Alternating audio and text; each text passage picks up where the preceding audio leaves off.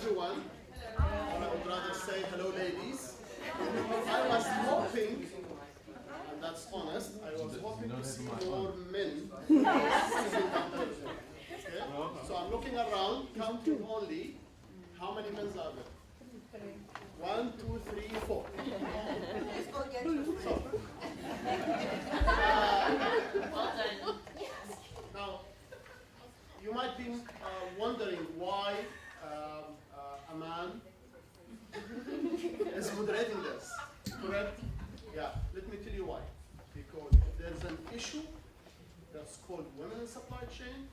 It's not really a women thing, it's a society thing. Yes. And it is my job, it is your job, it is everyone's job to think, what should we do about it? Okay? That's why I accepted to moderate this session actually, and it's my honor and my pleasure. So what we want out from this session actually, our objective is to come out with, call it recommendation, call it things to be done, action plan, whatever you want to call it, but there's something that has to be done going forward today and in the future. I expect this to be very interactive. I expect you to sum up your questions within or after the session, okay, after the panel discussion, because we want to hear from you as well. Okay, more men coming. More men.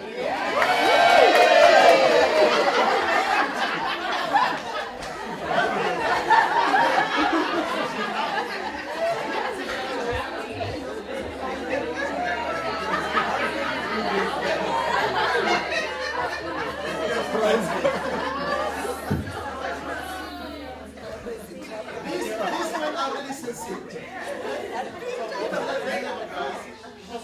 Okay, so we don't want to waste more time. My name is Samer Al-Madhoun. I have done yesterday Saudi Arabia Vision 2030, and today I'm doing the panel discussion. And as I said, this is an honor for me, actually. Last year, or probably 6 months ago, I won the Award of Excellence at APEX. Okay. In San Antonio. Yeah, you got an applause for that. Yes.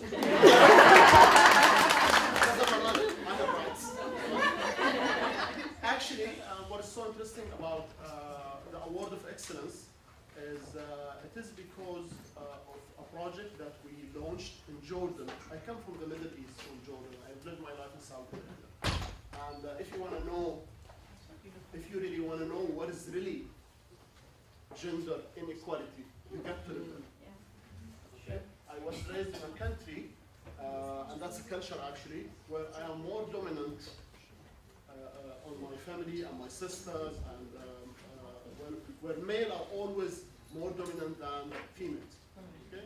And when I grew up in this society, that gave me the urge to always go, how can we leverage women in supply chain when I became a supply chain professional? So 10 years ago, and going onward with supply chain education, we raised Women in Supply Chain Initiative in Jordan and Saudi Arabia. And we had a target to educate, because that's what we do, we educate. So we wanted to create change through education. We had a target to educate 500 women on international certifications. We started 5 years ago, and we are still increasing, and we have reached today in Jordan 355 women certified in supply chain education. APEX decided, thank you. Yeah. APEX decided to create a short case study on that. Okay? So I would like to share with you the case study.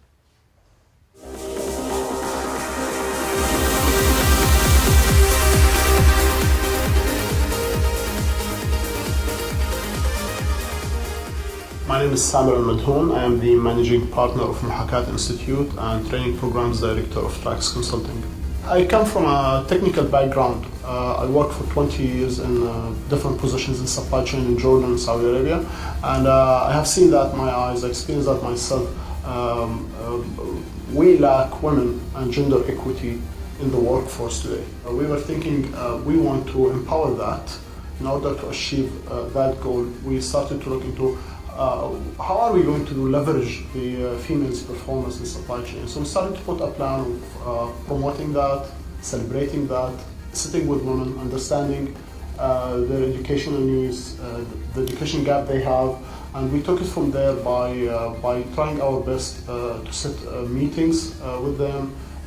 We looked into the statistics over the 10 years of how does female performance look like from an exam perspective, how many CSCPs and CPIM females we have so far in Jordan, and APEX was so helpful with providing this information. Then I started to look at how can we make them really be more engaged in supply chain. Women in supply chain in Jordan was one of the initiatives that we undertook because we really understand the importance of bridging the supply chain talent gap, and at the same time gender equity is very important. Employers today understand the importance of having a diverse workforce and how does that really benefit their performance. But that requires enabling. We could see it in their eyes actually, the gratitude. They send us messages saying thank you very much because you put us in the right direction. And we could see the success stories on their work. We hear from their managers all the time about how's their performance doing. I recall one of them called me and said, hey, listen, after you posted our picture in the social media, my manager said I deserve a better senior position. So could it be because of the certificate? I said, absolutely. That's because you are CSCP now.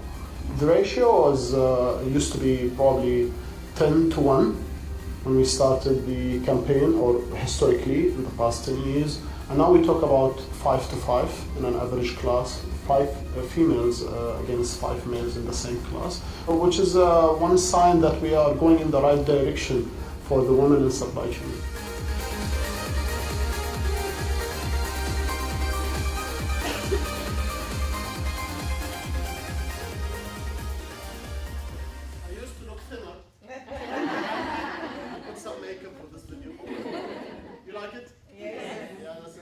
Actually, there's a whole team of 10 ladies, 3 men that works today under the initiative of Women in Supply Chain, and we extended that to Saudi Arabia today, Bahrain, other countries. And you really, if you ever visit one day these countries, probably you'll get to know exactly how deep is the gap of gender inequality between men and women.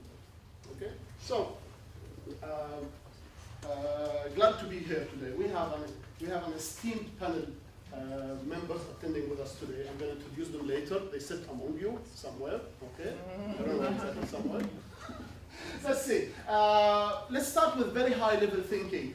Gender equality had been on the table for a while now at the United Nations, empowering women, and basically, if you look at the Sustainable Development Goals that had been published last year, and definitely gender equality is there on the table. And the Sustainable Development Goal is something to be adopted by the companies and countries worldwide, yeah, and should be taken into action. Okay? United Nations also issued the Global Compact Principles, United Nations Global Compact Principles, and what's that really is basically companies are invited today to be signatory to the United Nations Global Compact Principles. And once you are signatory, it means that you should issue a report on an annual basis showing how do you commit to the United Nations Global Compact Principles, among which, if you see number 6 and everywhere, among which is you stimulate all practices that eliminate any form of discrimination at the workplace.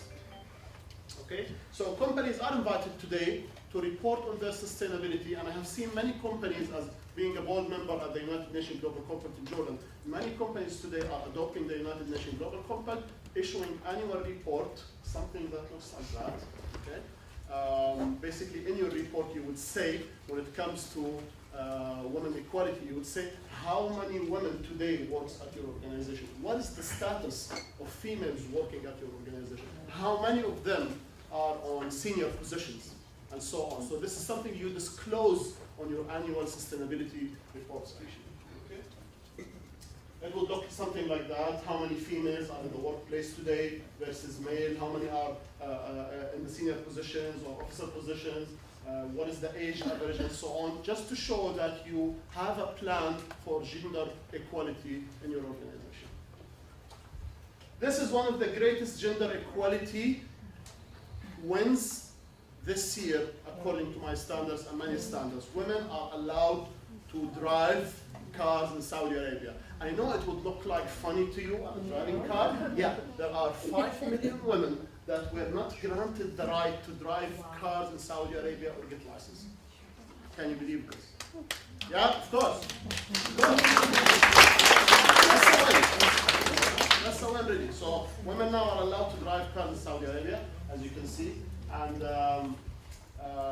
Saudi Arabia is putting great efforts towards reducing the gap between women and men, actually, and equalizing everyone in the society at the same time.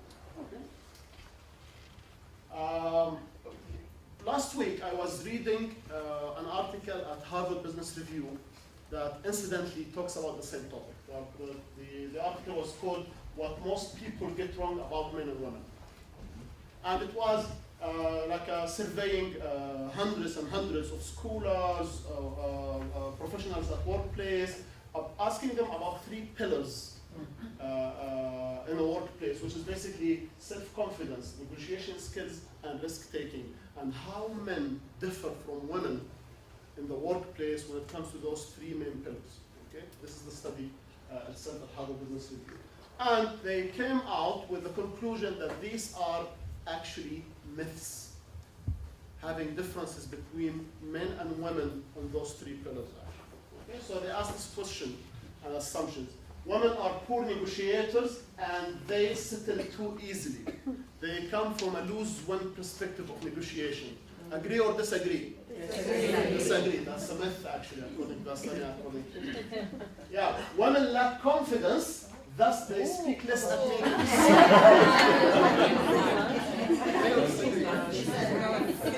That's the myth as well, according to study.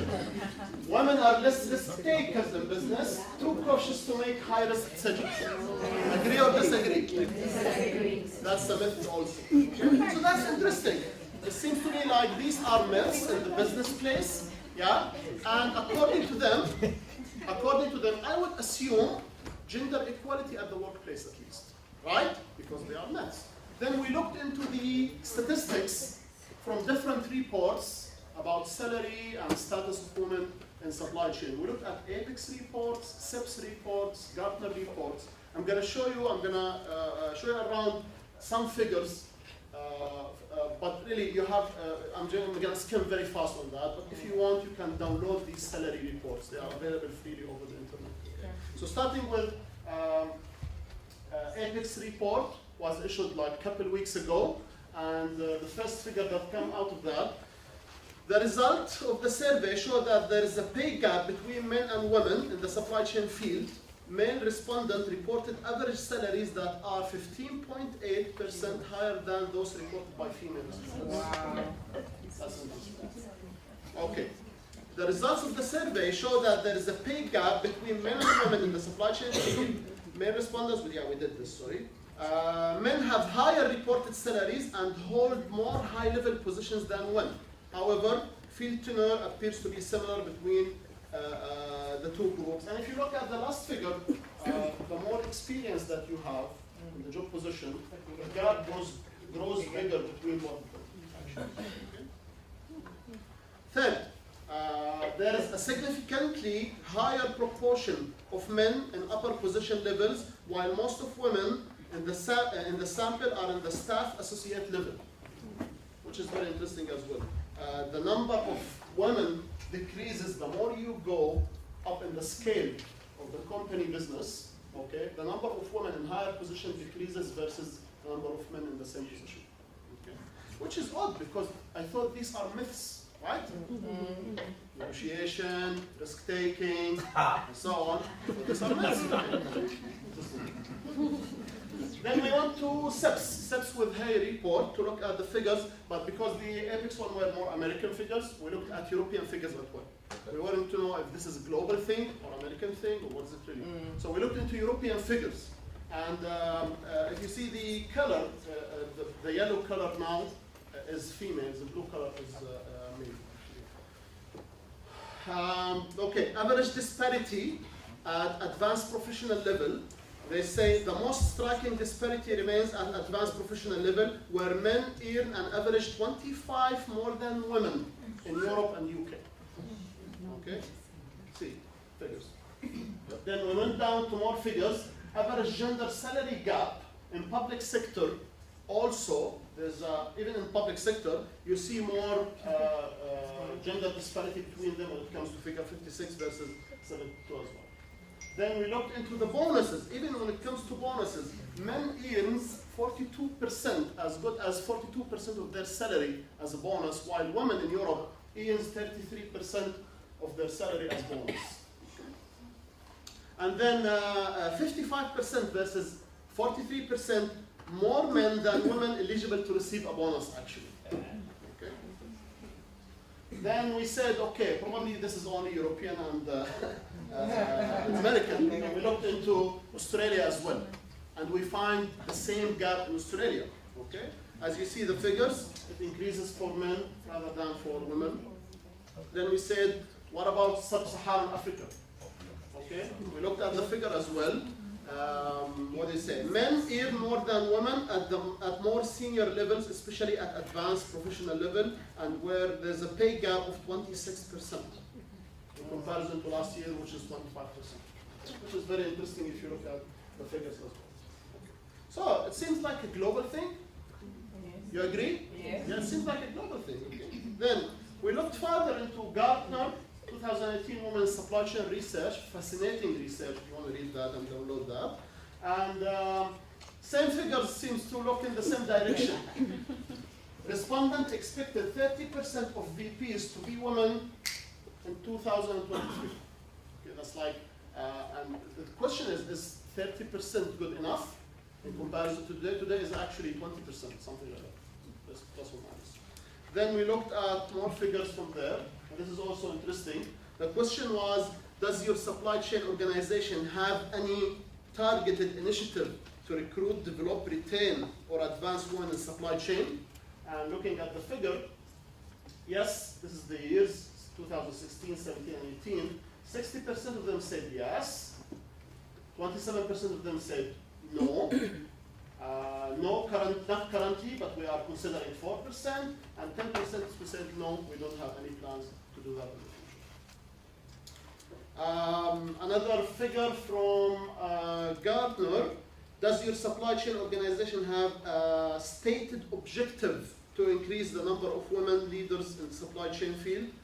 No, 50% of them. Only 18% of them between 2018 and 2017 said, yeah, we do have a formal objective to increase the number of women in supply chain, which is very interesting. Last but not least, we looked into this question, average proportion of women in supply chain leadership roles at Gartner. If you look at these figures, this is more seniority. Okay, vice presidents and so on, general managers, vice presidents and so on, and the number goes decreasing and declining. Okay. The more you go, it's actually the opposite. The more you go in the seniority of the position, the less the tendencies of women being there occupying that position. Okay. How do you feel about these figures? Sad. Disappointed? Yes. Okay, so in this manner, we wanted to create a panel discussion for you and for everyone, for us. Okay? So allow me please to welcome my esteemed panel members today to come to the stage, and then we are going to ask certain questions, and I will be more than happy for you also to prepare your own questions for that. Please welcome to the stage MJ, Deborah, Pamela Steele, Laura, and Kia Mapani. Give them applause.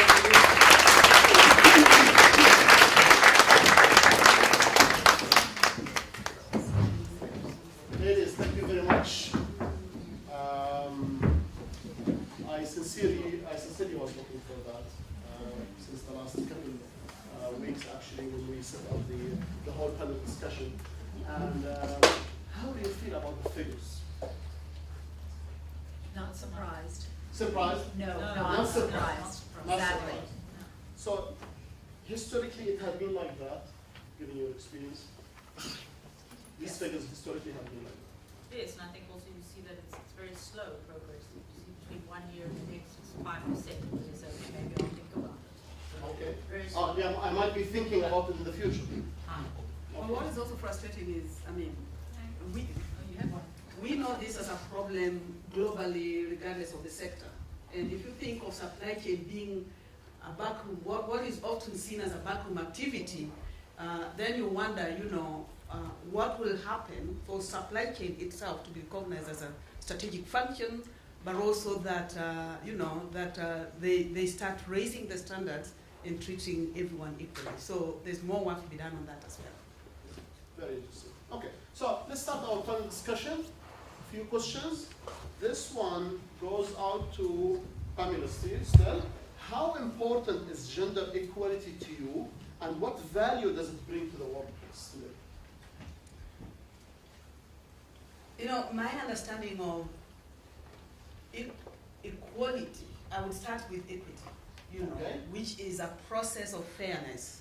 True. And the equity leads to equality. So equity is to do with ensuring that both men and women have access to services. And then that leads to equality, a level playing field, where when it comes to jobs, then it's a question of who has the right skills for the job. So for me, equality is so important. I work for a small organization, Pamela Steele Associates, that employs me. And we are 15, out of which 10 are men. The 15 came on board because they met the requirements. They're doing a fantastic job. They have no matter of their gender, they have equal rights. And for me, that is key, because if we started from equity and fairness, then we create a level playing field. And it doesn't matter where you come from, how you look, how tall, the level playing field will be there. So am I doing the right thing by having more women? Absolutely no. However, I would be careful not to tilt the scale so much to one side and have more women than men. So I'm now looking for a gender balance, but it's critical. And what value does it bring to the workplace? Brings diversity. Interestingly, that the whole team, there's no one member who comes from one country. They are all from 15 nations, for sure. From Portugal to Kenya to Brazil, to everyone. And there's such richness in the culture, in the way they celebrate their national holidays and diversity and the food and the music and the ideas, especially when we come to looking for solutions. Critical is the aspect of being cultural sensitive when we are designing programs, when we are reviewing our projects, that we find ourselves well equipped with cultural awareness, because we have members of the team from the different cultures, and whatever we propose has to be culturally adaptable. I find so much diversity in that, so much richness with that. The room is live all the time. Does it promote creativity in the workplace? More than creativity is innovation. I mean, you look at things from someone's perspective, you say, which world did I come from? So it helps us sort of open our minds to different people's views and listening to them more, because through them we find so many fresh, new ideas, and therefore be able to prescribe new solutions to our partners. Very interesting. Okay. Very interesting. Thank you. Okay, my next question goes out to Laura. Laura, is your organization's recruiting efforts supporting equal opportunities for men and women? So when I got assigned this question, I really tried to think through it a little bit, because my intuitive answer, I work for a US-based company, is yes. Of course, I want to believe that our organization's recruiting efforts are supporting equal opportunities. So I looked through some policies, and I can rattle some of those off to you. So when we're recruiting, both internal and external, some of the things that we have in place are metrics to make sure that we are having a balanced view of diversity when we're recruiting employees. We've got blind CVs. So as our recruiting office is taking a look at our resumes and CVs, there's allegedly no bias in that. We don't see a name, we don't see a race, we don't see a sex, et cetera, et cetera. So that's great. Our management is absolutely empowered to push back onto our recruiting professionals if they feel for whatever reason that they don't have a diverse slate of candidates. So I could rattle those off, and so that's why I would immediately answer the question yes. However, the statistics that you showed that show what happens once you're in the door and what happens after you've been with the company for a while, and I think that this is shown in the research, but even in my company is no different. We will recruit in talent at about a 50% female to male ratio at the entry level. And proportionally, we would expect then that as people get promoted and go into new jobs, et cetera, that proportion would continue, and it doesn't. So even in a company that's doing what I think are all good things at the front end of recruiting, once you get to more senior levels, whether they're senior managers or directors, you go from quickly 50-50 of female-male to then 30-70 to 20-80. And we've recently, and this is public information, we've recently celebrated ourselves because on our board of directors, we have 20% females. I have trouble really celebrating that because, it's better than 10, but it's only 20. And what you said so well, Pamela, about why we need diversity at all those levels, why we need all sorts of diversity, gender as well as every other lens and aspect, is because we are absolutely, I fundamentally believe we are better together. And we can learn from each other, and we can bring different ideas and humility and a sense of vulnerability and learning from each other. So the immediate answer to that question is I think we're doing the right things on the front end, but there's still a lot of stuff to fix on the back end. And we're just starting to peel that apart to understand what that is. So whether it's maybe maternity leave policies, maybe it's flexible work arrangements. And what we're also finding is seriously a heavy degree of unconscious bias in the organization. And there's so many good articles and research out there on unconscious bias. And one of my favorite quotes on that is that if you're not purposefully including people, you are unconsciously excluding them. And we can fix all the policies and statements and KPIs and all that sort of stuff. But if we don't, I believe, get into the hearts and minds of leaders so that they are open-minded as far as their own unconscious bias, we can do all the right things policy and legislative-wise, and we won't crack it yet. So that's a personal mission of mine as a leader in our organization. So that's really interesting. The policies, the KPIs are there, the reporting for sustainability is there, but still the unconscious bias is there as well. Absolutely. What do we do about it?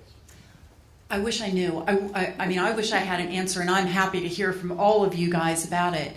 Awareness is certainly the very first part of it, and making people aware that they do have unconscious bias. There's a great little survey that you can take. I think it's actually under Harvard. Or were you going to say that? Yeah, go ahead. Yeah, I work at the Bill and Melinda Gates Foundation, and you would think on the surface that we would be an incredibly equal organization, and we're not. We started actually publishing in our mailrooms and everywhere that employees gather. The top of our organization tends to be male, and the support staff, the bottom, most junior 3 levels, are almost all female. And there's actually some pretty interesting surveys you can do to discover your own unconscious bias and your conscious bias. And our organization started doing bias training a couple years ago.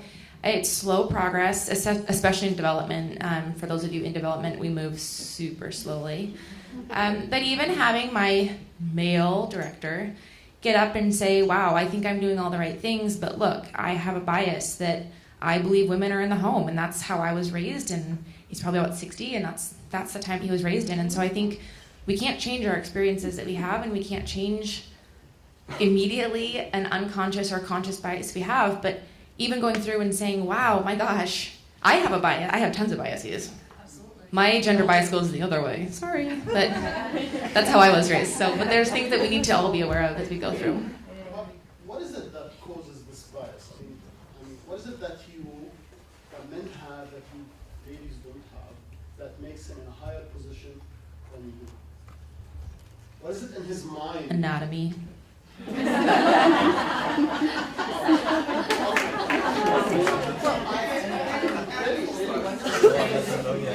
For me, coming from Jordan, I know for a fact it's a culture thing.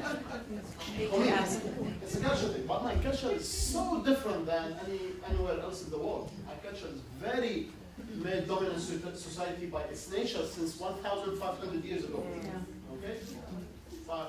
But I think it does take generations to remove that type of bias. So even, we're speaking about the U.S., women didn't vote, even 100 years ago. So it takes a long time generationally to change that and to raise that conversation of where your unconscious biases may lead. I think it's generational.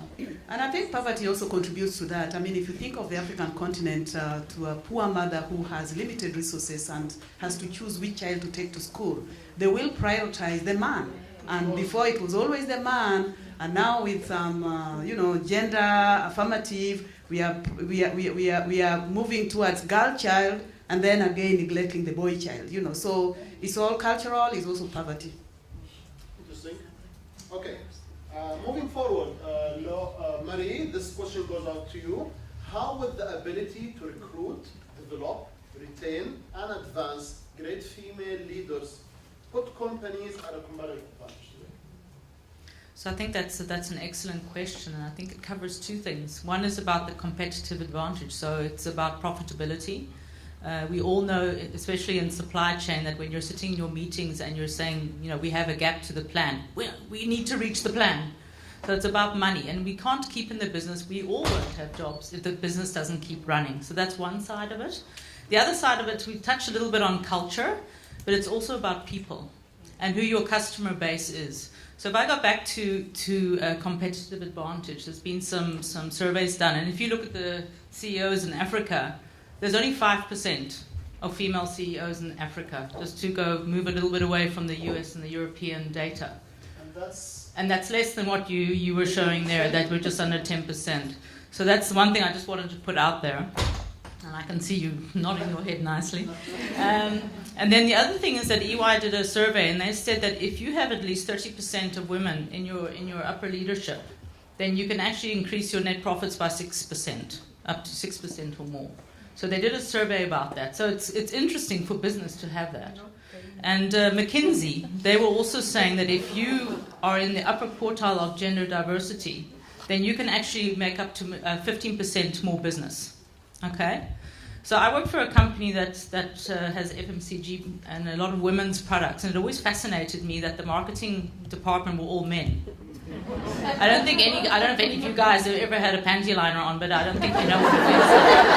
So I was like, I don't understand that. So talking about the people side is that, when you have a mix of people, and it's come up a couple of times, is when you have a mix of male, female, but also diverse people.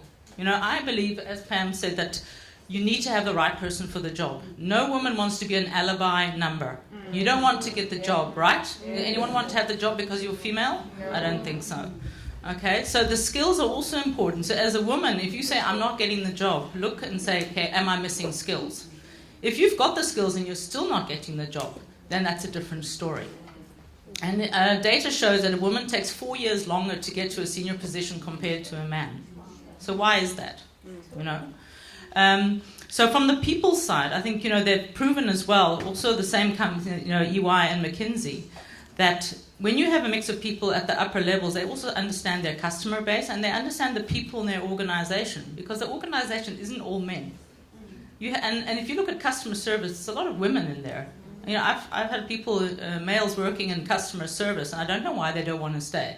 It's very strange. They seem to move on quite quickly, and the women are the ones that tend to stay. But they also need to be represented. So having women in your board, having women at your senior levels will ensure you have that mix of the representation of the rest of the organization and also of your consumer. Because especially in FMCG, you see that the main consumer is the woman. It's the woman who's actually making the purchasing decisions, and many companies have done surveys on that. But you're actually not understanding her. So I think, I hope I've answered your question. So I think from one side, you can get more sales, more net profit, and from the other side, there's more creativity, there's more representation of the rest of the company. I see a finger being raised there. You want to? You want to?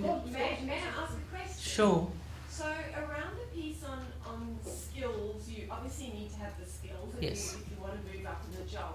But how do you reconcile that with what we've just talked about around biases? Mm-hmm. And I think in reality, in most businesses, a woman's skills are viewed differently to a man's skills. So, you know, a man's assertive, a woman's bitch.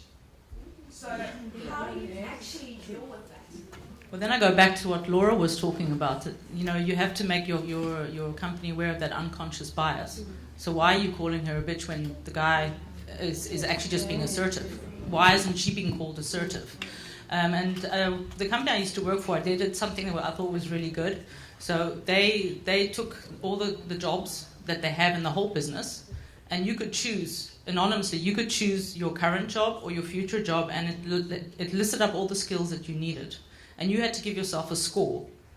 And that was then sent to your boss. Your boss did not see your score though, right? And then they would score it. And then a report would run to show what score do you really need for that job. Because sometimes you think you need the skill, but you actually don't need it, all right? And there was another where, and even worse, I think it's really terrifying. I'm glad it never happened to me, but then you know you have a manager problem, is that when he says, you're a 2 and you're saying you're a 5, and even worse, it's the other way around, okay? That means you're not having the proper conversation with each other. But I think these kind of things make it genderless. And then talking to what you said, write out the jobs without gender, you know? So it's trying to get that balance. And it's also a choice, you know? If you say to a woman, be a VP, but you're on an airplane 80% of the time, maybe she doesn't want to do it, or she doesn't have the infrastructure at home to cope with kids. And what about paternity leave? What about letting the fathers take leave and the mothers continue working? So I think it's a personal thing and it's a business thing, but I think the companies are responsible to ensure that that unconscious bias is gotten rid of. Does that answer your question? Yeah. So I'm just going to, this is a man's world. I'm not a good singer, but come to that. I mean, look at it. The same organizations that perhaps promote men than women making profit, if you look at the companies that bring that profit are also dominated by men. And I'm now coming back to our sector, where thanks to the Gates that they have that open mind that if you can do the job, you get the job regardless of whether you are a man or woman. If you go to any of these organizations, I'm talking of development organizations, if I go through their files to look at who their suppliers are, you will not find women or female-led organizations as their suppliers. One, because the people making the decisions are men, and therefore they will favor the men. When you assert yourself, when you raise your voice, you are angry. You remember Hillary, what she went through? You are angry, you are bitter, you are, so it's a man's world. I'm going to add one thing to keep in mind on what MJ was saying. Statistically, and I can't quote the actual statistic, but with a job description or promotion, men are statistically more probable to apply or put themselves forward when they do not meet the qualifications. Women statistically will not put themselves forward unless they can say a strong yes to every single thing on a job description. So part of it is keeping in mind the way that we rate ourselves as well and pushing each other, and I'll talk about that more later on. I wanted to ask, as you've been talking about biasness and it's only focused on... Good afternoon, everyone. My question is that I see we're talking about biasness, and I think biasness is are we not as women as well in senior leadership having the issue of biasness against each other, where in instances where you should be mentoring a younger female, you would rather say, but a man works harder, so I would rather. So instead of dealing with male biasness, are we not having internal biasness against each other as well as female, which then perpetuate the syndrome? I should, sorry, because of I know her. but nevertheless, I think I just want to put it out there that we need to be cautious in terms of what we're trying to promote for ourselves as women in trying to obtain and get to those positions. The issue of biasness versus the issue of entitlement, whereby we've got great policies that are in place. Let's talk about affirmative action, let's talk about EE, let's talk about whatever that comes in. I wouldn't want to be an EE appointee. I get headhunted. The moment I'm told is an EE position, I'm not interested. Because of we are saying, put her there because of she's a bloody damn good professional. Don't put her there because of she's a woman. And you will put me there as a woman in this strategic role, and one does not get to participate. Remember, all the gents around you, they know that you are an EE candidate.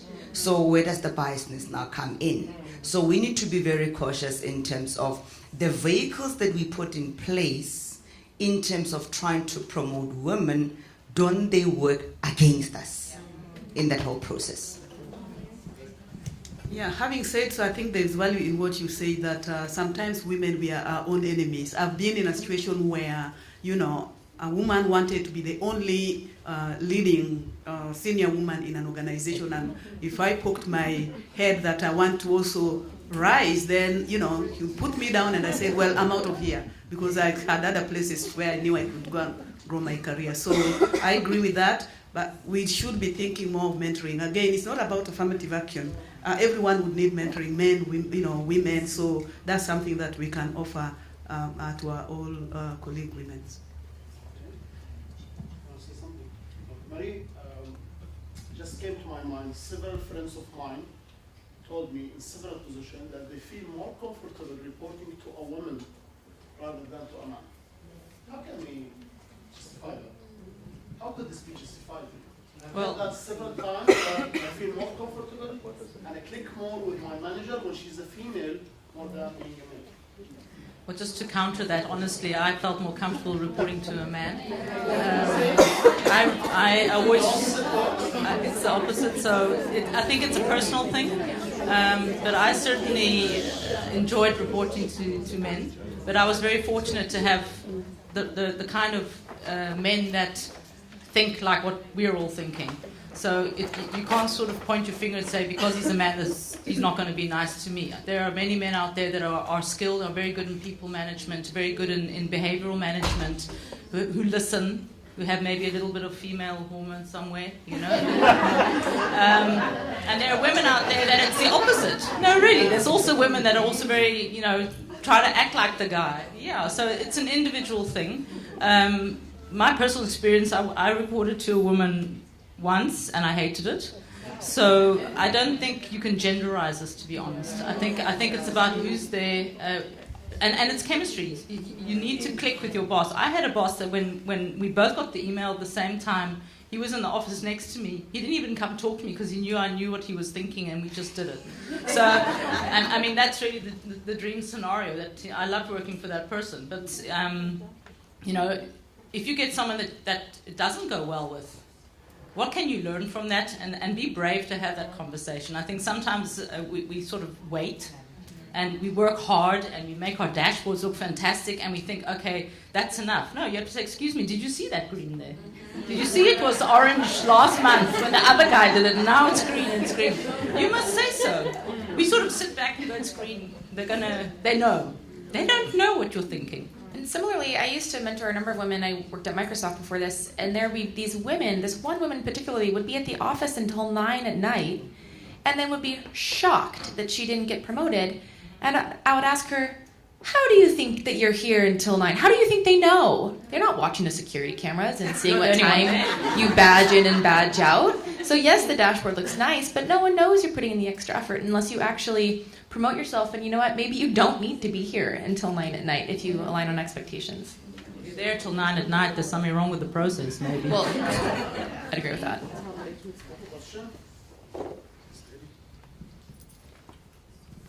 Hi everyone. I just need to say something on what Pamela said earlier regarding getting the job regardless of whether you are a woman or a man. There are some positions whereby you'll find out when they're looking for a person that will say 15 years of experience, say maybe in civil engineering, for example. I mean, 15 years back, women were not really exposed to that. So you will say you'll get the job regardless of your gender. But have you ever thought of saying, okay, I will give this one a job because he's qualified, he's fine, but let me have as well the correct position whereby I'm bringing this one closer so she can also get these skills. Because I mean, there are so many things that are happening. Men are having experience, whether we like it or not. They have been there. When I'm on maternity leave, that person has been working. When I'm on my third maternity leave, that person has been working. But I also want to be there, so I should at least get a chance to be brought closer, to prove myself that as well I can do it. My mind was working even when I was at home, that's what I think. Thank you. Laura, we come back to you. Laura, are there types of jobs that women cannot really do? Is that an excuse? Oh, it's an excuse. Yeah.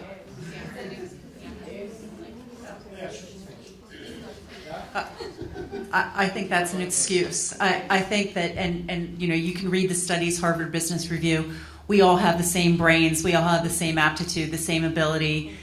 So unless it's an anatomy thing, I don't think there is a job that a woman couldn't do as well as a man. And when it comes to qualification, to be honest, on my side, today I work with Oxford University students straight from their classroom, graduating MSc. I get to know them during the internship, and when they finish, they knock at my door. I tell them, you know what, sit there. And I put them under someone who's senior so that they can learn. There's no one who was born with experience. You don't come out of your mother's womb with experience. Someone has to be given a chance to learn, to grow. We hold each other's hands, nurture them, and there's some of them who will come out so smart than the know-it-all who come in with, I have 15 years of experience, I have PhD. Well, in my company, PhD does not do the job for you. It's the attitude. And if you're someone who can be developed, then we say we will build on your skills and get you fly. We don't want you to leave, but if you have to leave because we have no room for you to grow, so be it. But I think I also want to add, I think we had a discussion with the ladies from supply chain today outside. And if you're to look at our little babies, I've got a 3-year, like a grade 3. Last year they asked them, I think they were in grade 2, what do they want to become?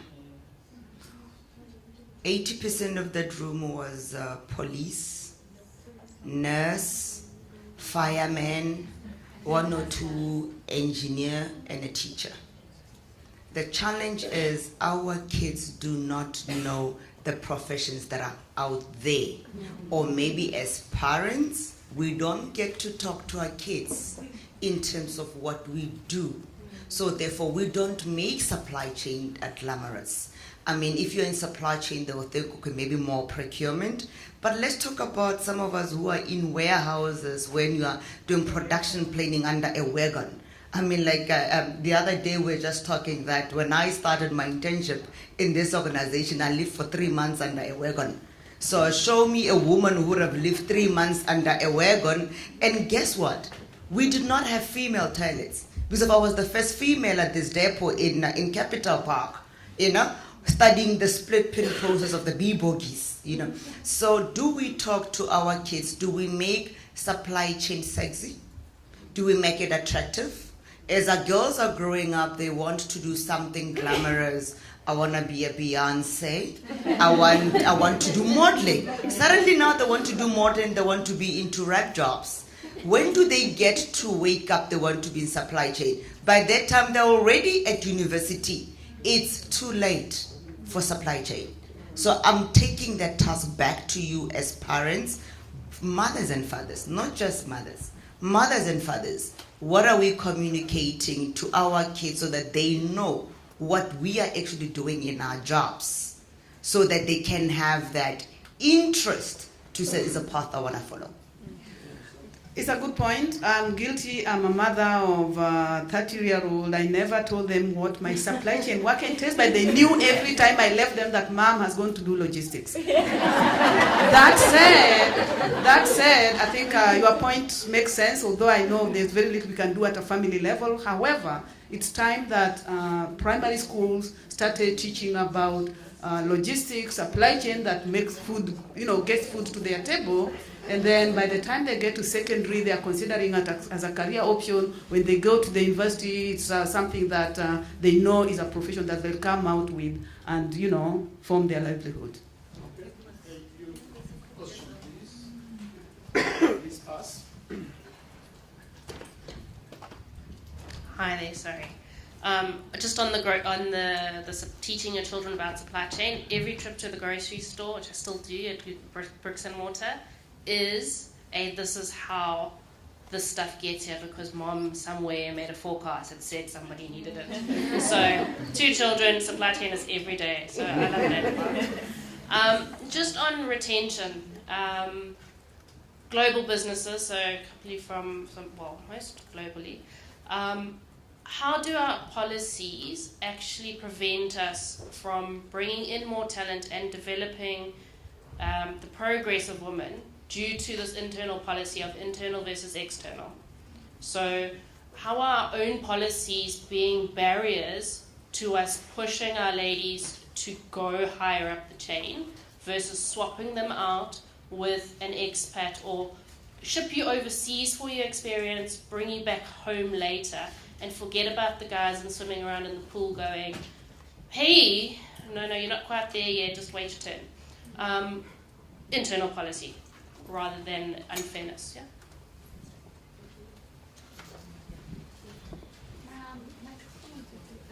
Okay. Can I just ask, are we not leaving our women behind more than pushing them? We're talking about pushing women up and getting them up into these positions, but I don't believe that's necessary. We as women, do I really need this? Okay, we as women tend to do.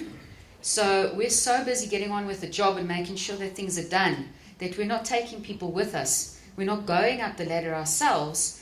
We're sort of saying nobody's helping us get there, but we're just too busy doing the job and getting things done.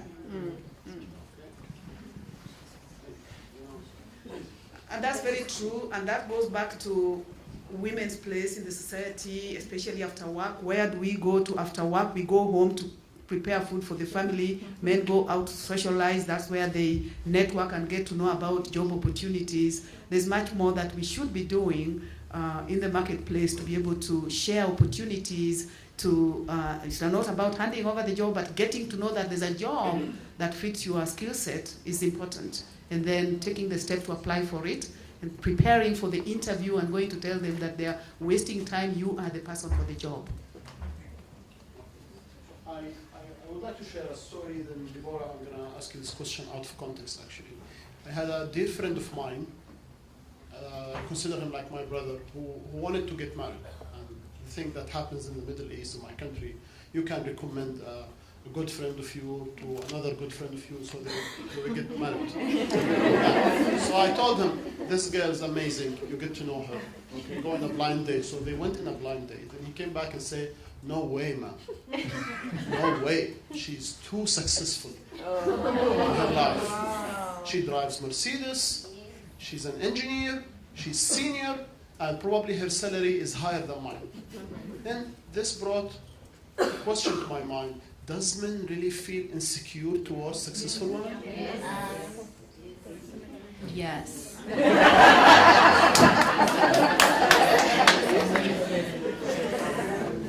Do you want me to really expand? I don't know if this one really needs an explanation. I'll hand this to Kia because I think she's probably 50 times more successful than I am. But absolutely, it's a challenge. It goes back to the way that we see gender in society. Success with men looks like security. Success with women looks like a challenge. And it's tough. My my mom grew up right in the middle of women's liberation movement the first time in America. More to say on that, but there wasn't really an option for women to make their own living. That wasn't really assumed as you go out into the world. We still have universities in America today that are seen as finishing schools where you go without intending to earn a degree. Still today, in 2018, 18-year-old women are going to university to find a husband, and once they do, they drop out. Still. At the same time, we're being told, no, you can go and do all the things that you want to do and raise your own salary, but make sure that the house is clean and you're cooking meals. Anyways, more to talk about that, but handing it over to Kia.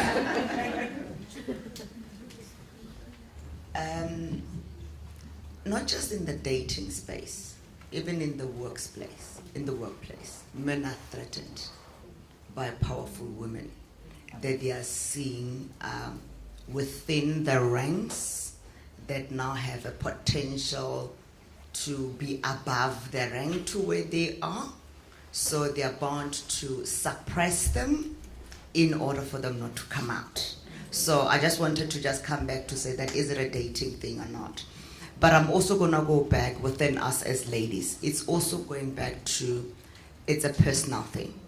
We have ladies that they will show when they get home that they are successful, that they are oppressing or whatever it is. Maybe it's an attitude. But behind every successful woman, there's a very good husband or a good partner. Some of us wouldn't be where we are if we did not have men we've got. Because of he just said, you know what, you need to play in that space. I will do all the things that I need to do. And I think we need to take off our hats to the many men in the room.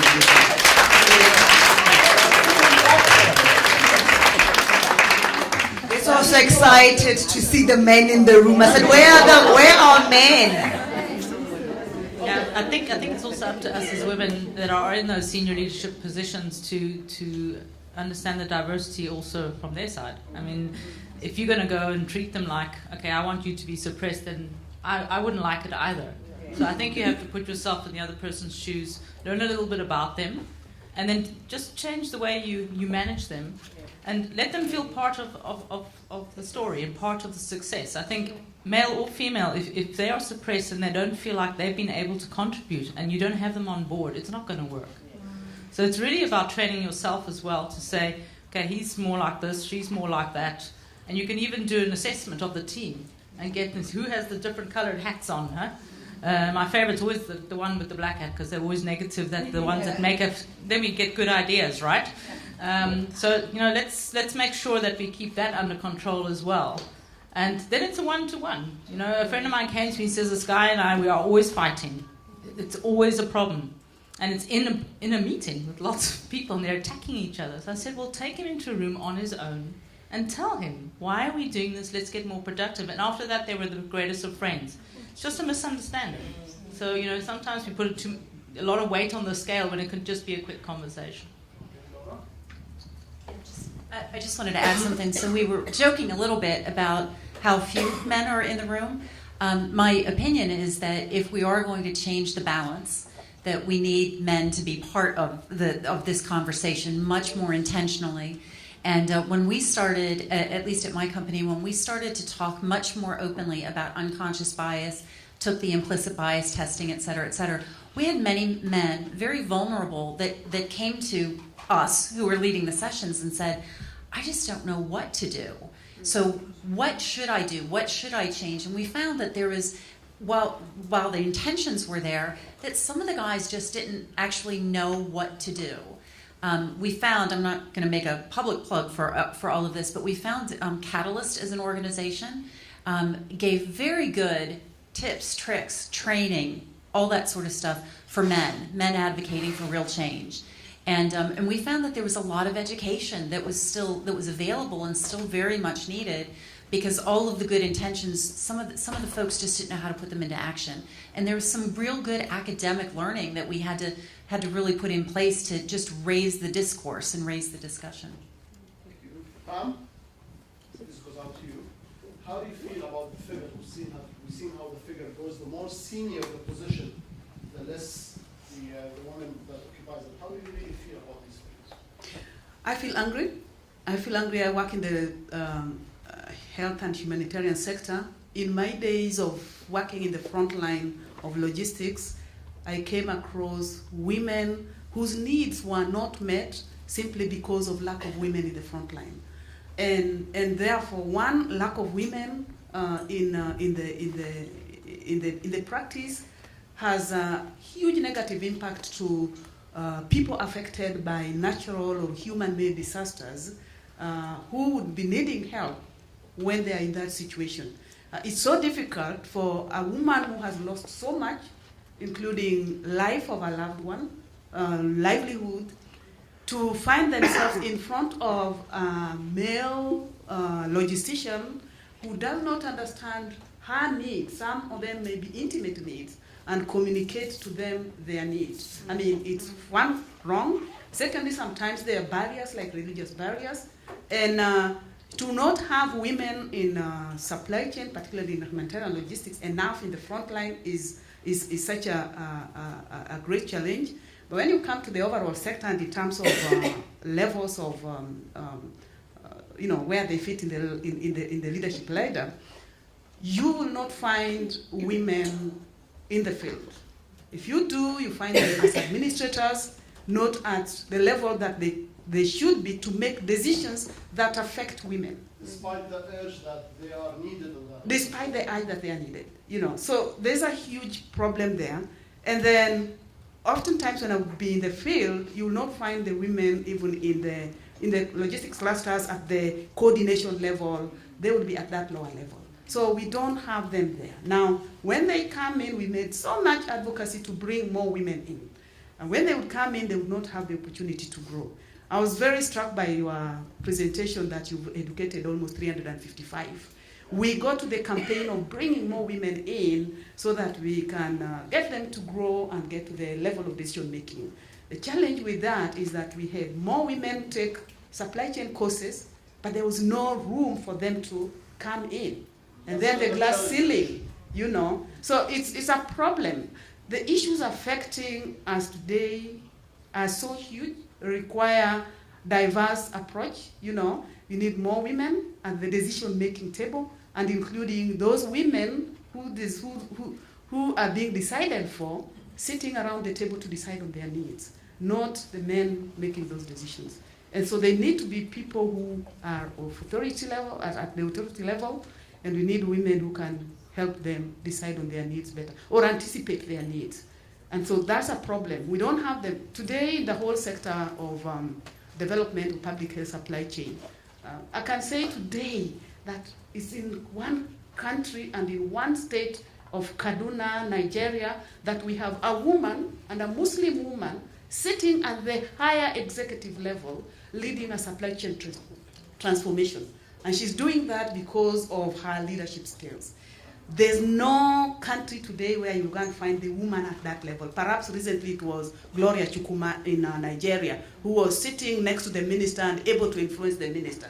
But there isn't any, wherever you go. So, and yet, the people who understand the challenge of stockout more are women. They're the ones who go there for prenatal, postnatal, taking their mother-in-law, father-in-law, husband, sweetheart, whoever. They're the ones who visit the hospital corridor more than anyone. Men don't take their spouses in hospitals, especially in Africa, And they understand the problem more. So we need more women in supply chain, but we also need them at that higher level. I think it can be a very lonely place for the few who are there, and that's perhaps why we are also feeling so suppressed. We need more women here. We have wonderful, wonderful women in leadership, because we want more women to grow into that level than have more of them at a junior level where they cannot influence decisions. So thanks to the Bill Melinda Gates Foundation, in February we launched the Women in Supply Chain in Nairobi, and we are going to have the very first boot camp. It's called upgrading their career through networking and mentoring. It's a career capital, So we're bringing women together. We're going to spend time to take them through how they can grow into higher positions, the leadership skills that they require, how they can assert themselves. And I can tell you that they are excited. And very soon, we'll be able to start seeing more women. They're out there already. They just need to be given the space. So you are welcome from South Africa. You are welcome from South Africa to attend. I know there are some of you already who are coming, and I think through his work in the Middle East and here in South Africa, again, we just need to work together. But let me also say that we cannot do it by ourselves, as you said, Laura, that we need men in this conversation. I am where I am because of the men who led me, who are my senior managers. But also, all this work that I've been able to do in advocating for gender mainstreaming in humanitarian and health supply chain has been because of the men who chose to, join the journey and support. And today they work with women more. They talk about, they always send me messages telling me, Farm, I have more women than you know. That is World Food Program, Oxfam, Save the Children, that, we want to know how many women we have. I say, you know what I want to hear is how many are at the leadership level.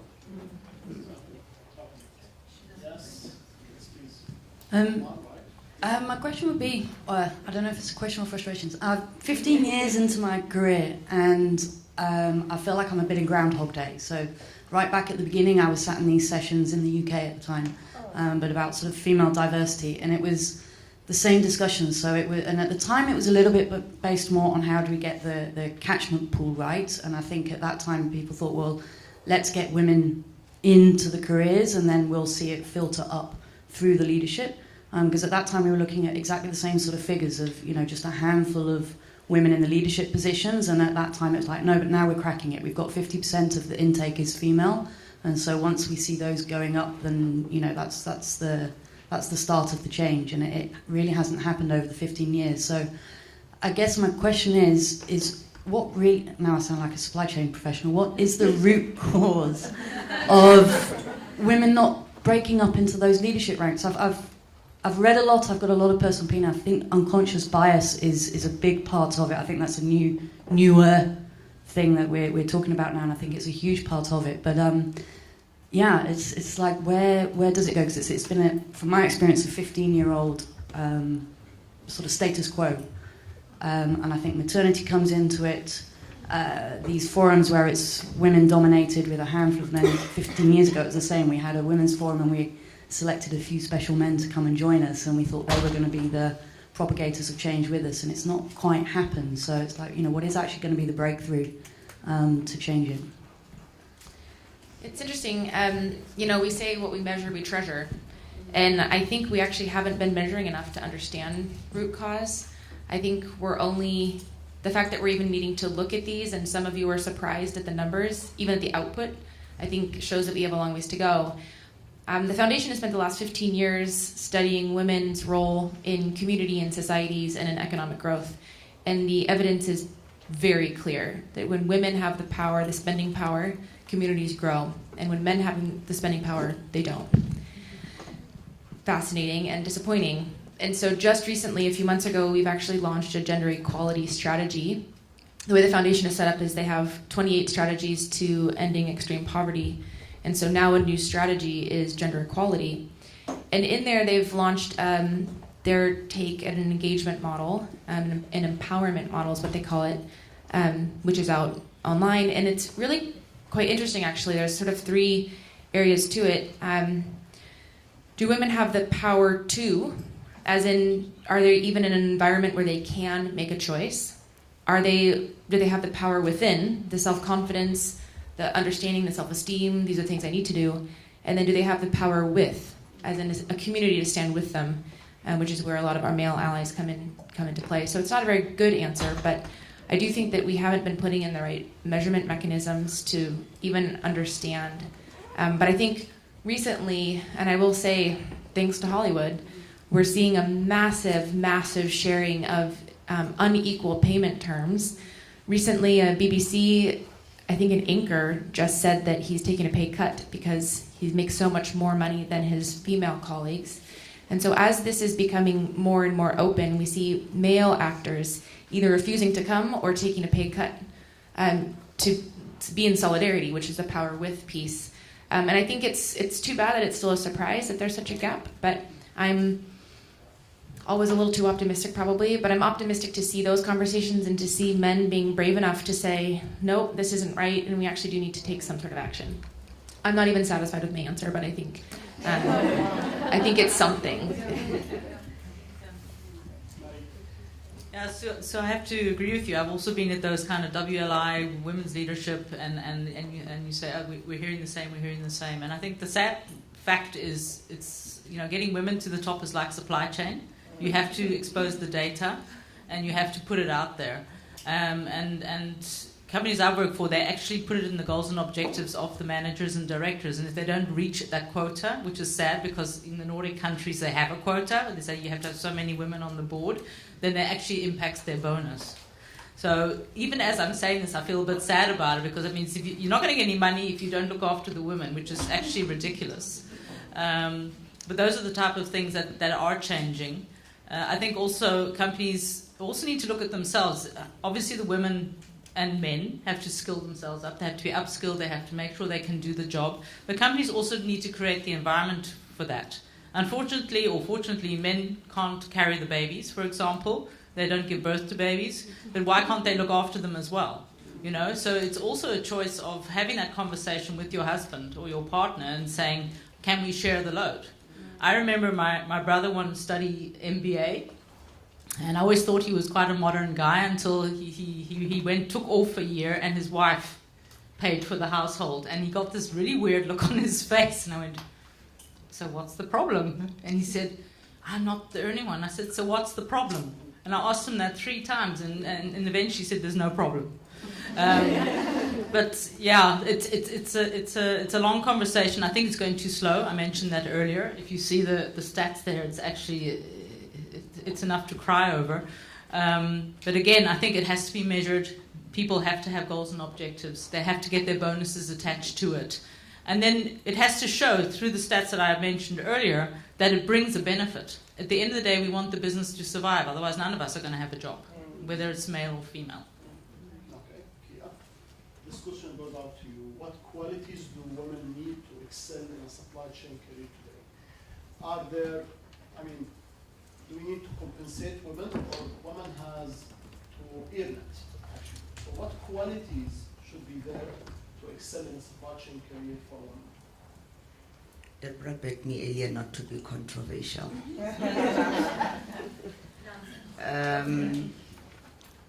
What qualities do women? My problem is we've got a problem within the supply chain. Let's talk about qualities of a supply chain. In our organizations whereby there's these training programs, I think I mentioned it earlier on to say that we've got vehicles that we set up in our institutions that have got a way to be read other way, to have wrong connotations. When I'm in a business, we're on the same level with a man, but before a woman can go up, a woman is being told that you need to go to this women leadership program. And I'm now looking at this man and I'm thinking, but I'm already better than him.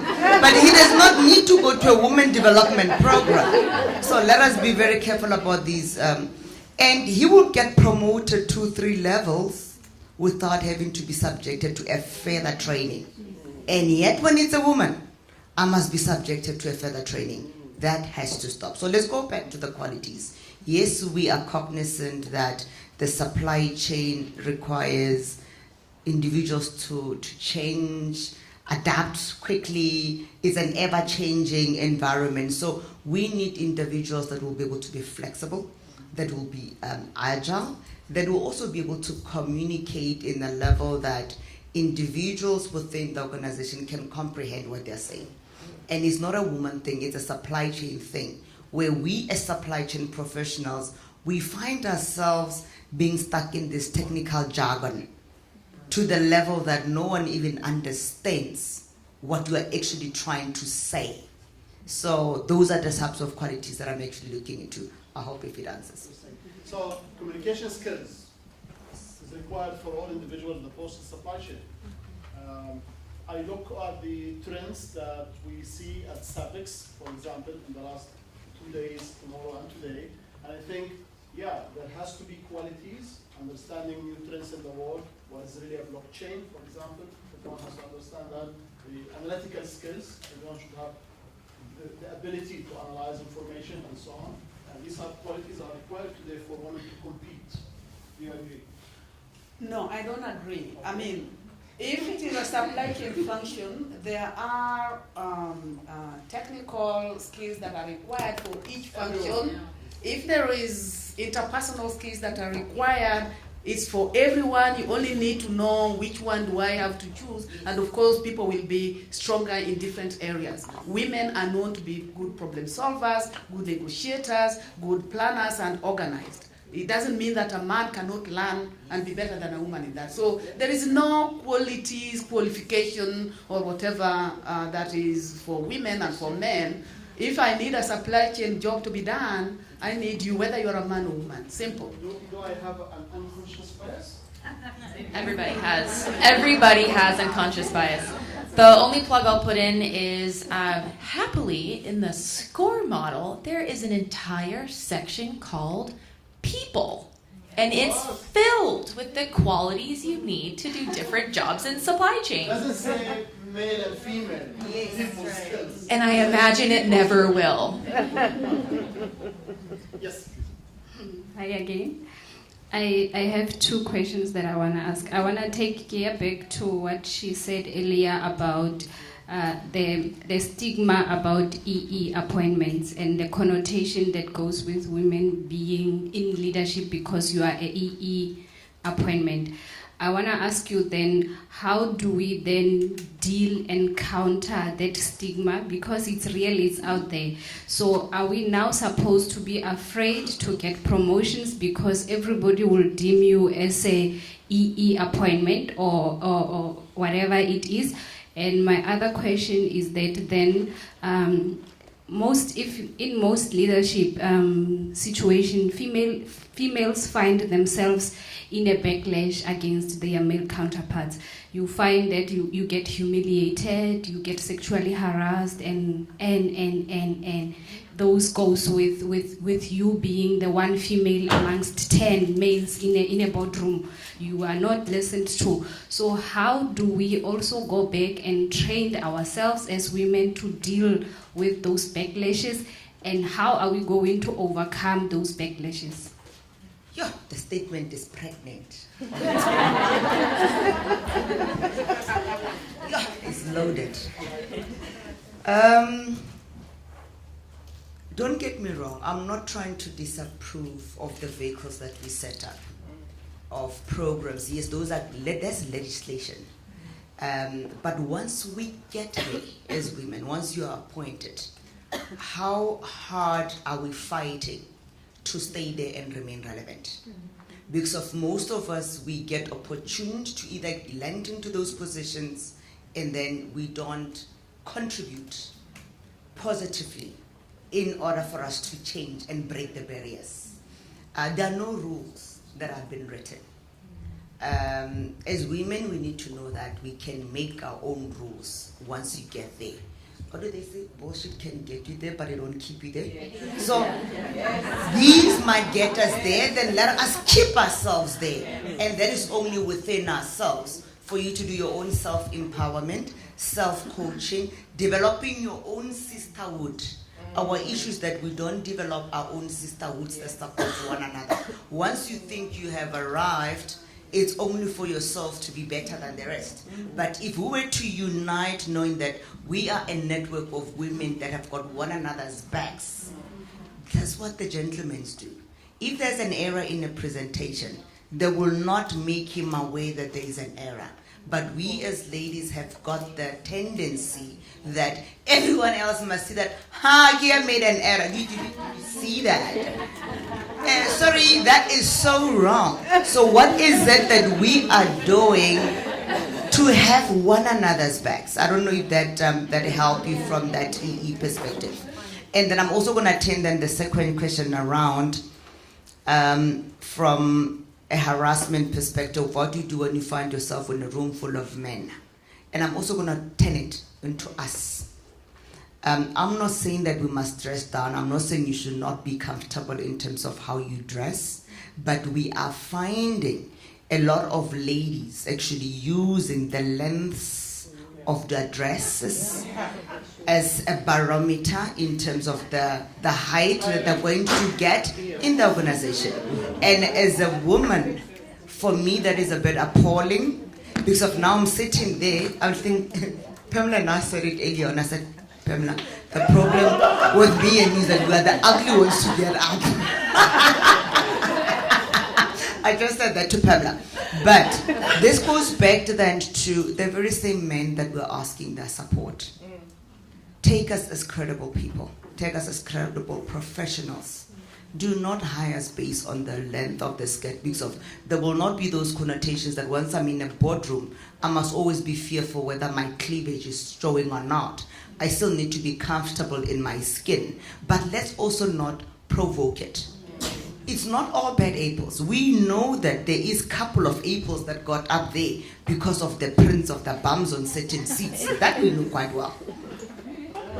I think there I absolutely agree with you, but I still think that doesn't give anyone the right, even if someone is not dressed appropriate, let's say, to act like that. So I think it's also on the if you're in the board, it's up to the people of the board, the whole board, to make sure that they have proper credos, morals, ethics, HR policies, so that kind of thing is just not acceptable. And don't forget, sometimes it happens the other way. Yeah. I just took notice that Mr. Apex CEO is in the room, sitting down there, backing us up. So I thought he would like to share his thoughts about women in supply chain as well. Yes. Thank you, Samira. And first, let me apologize because I do not have the right equipment nor the right perspective to share that these women have. I am ill-equipped. Other than at Apex, we recognize that there is an issue not only with recruitment but with retention of women in supply chain.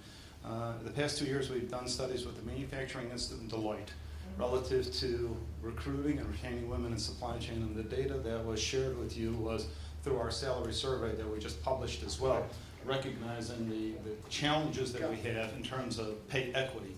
One of the things that we found is that women often are higher paid when they start.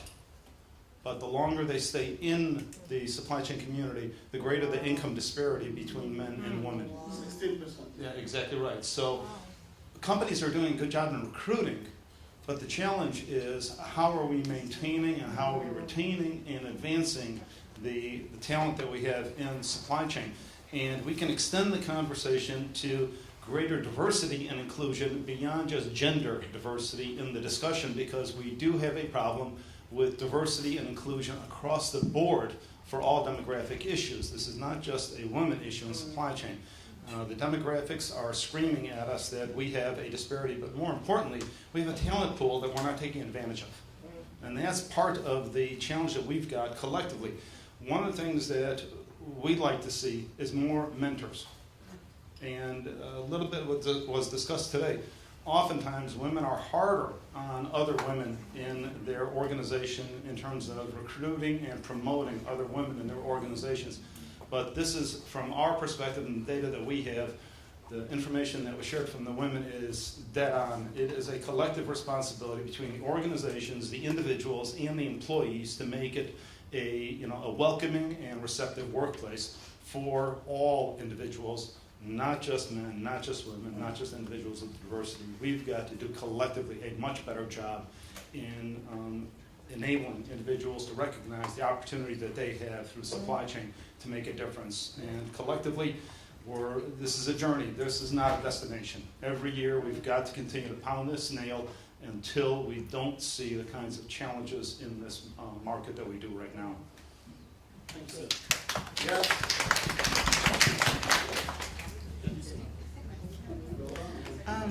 So I have two things to say. One is a question and the other is something to create thinking, encourage people to think about. The first thing is I've noticed during this conversation that we keep going back and forth about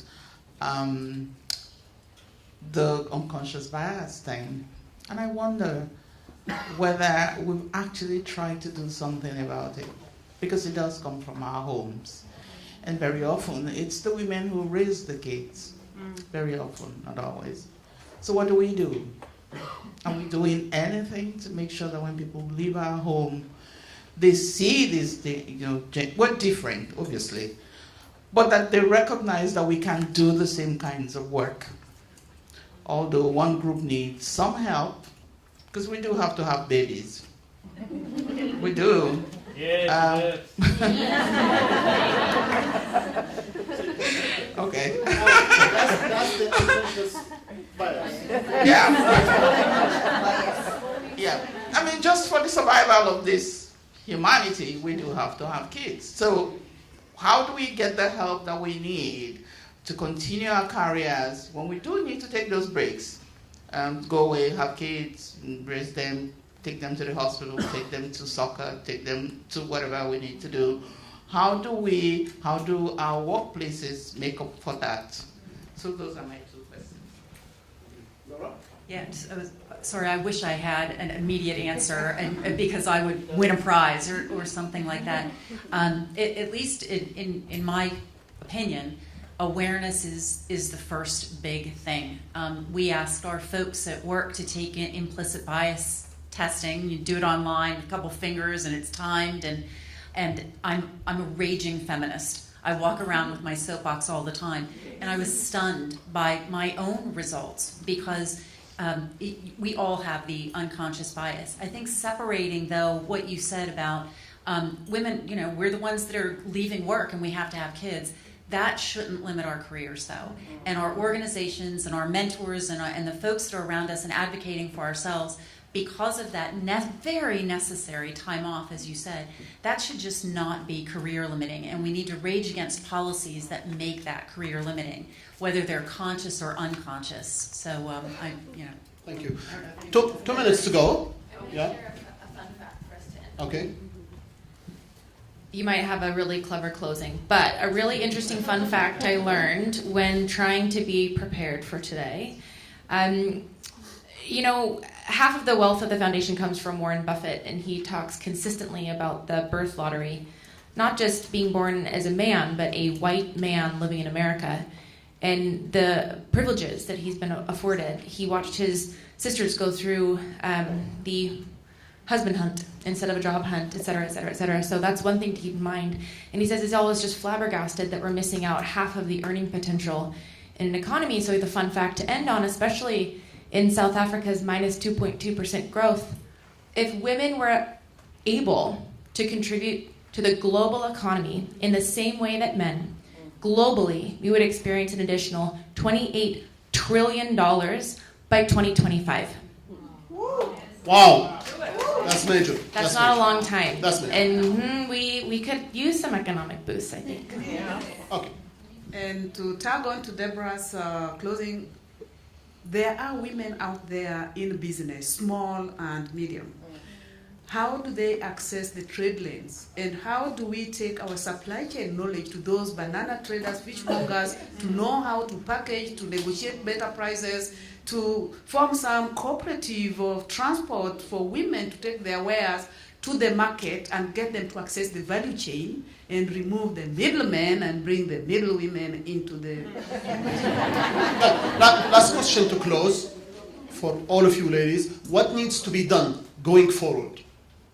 Well, I think each one of you should try and get a mentor. It doesn't even have to be a woman, it can also be a man. I think that's a quick thing that you can do, is to reach out to someone who you think you can trust and start talking. Reach out and say, doesn't this happen to me? What must I do differently?